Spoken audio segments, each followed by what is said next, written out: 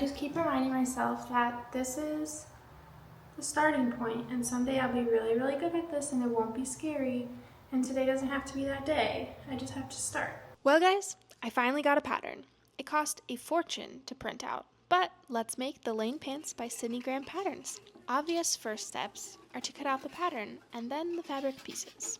This is the part I'm really nervous about, but we're gonna do it. We're gonna pin and cut.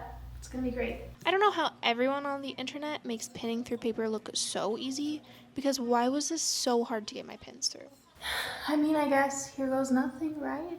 I cut out all the fabric pattern pieces with my rotary cutter, so slowly because I was trying really hard to be precise.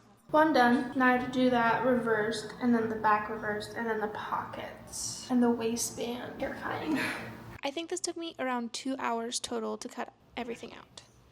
How about my pieces? I need to stay organized. We're gonna sew. Let's see how this goes. I can seam rip it and do it again if I need to. I have more fabric if I ruin something. We're just gonna give it a shot. This pattern starts out with the pocket bags, which was something nice and simple to begin with, although they used French seams, which was new to me, but I think they turned out pretty good. I have another video where I show more detail about my first French seam experience.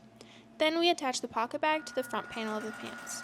After this came the first of many times, where I would be changing the foot on my machine to the overlocking foot in order to overlock the raw edges of the seams. I do understand how having an entirely different machine for this step would go much faster, and I'm sure a serger also does a way better job, but we work with what we have. Then I pressed all those seams nice and flat.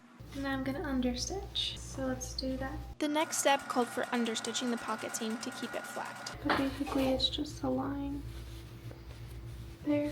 Along with understitching and overstitching, I also learned what a basting stitch is, which is just basically a looser stitch to hold pieces together, but isn't really the final seam. Then we get to the exciting part where we attach the front leg panel to the back leg panel and sewed a really long seam down the sides, which did not go great if I'm being honest.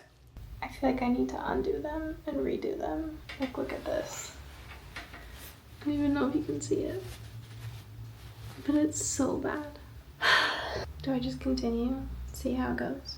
It's just like so much further than it should be. What if I switch the foot, overlock the edges, then decide?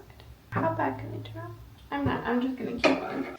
At this point, I was feeling a little bit defeated, so I decided to finish for the day with overlocking the side seams. Come back for part 2 to see if I decide to seam rip both side seams and start over.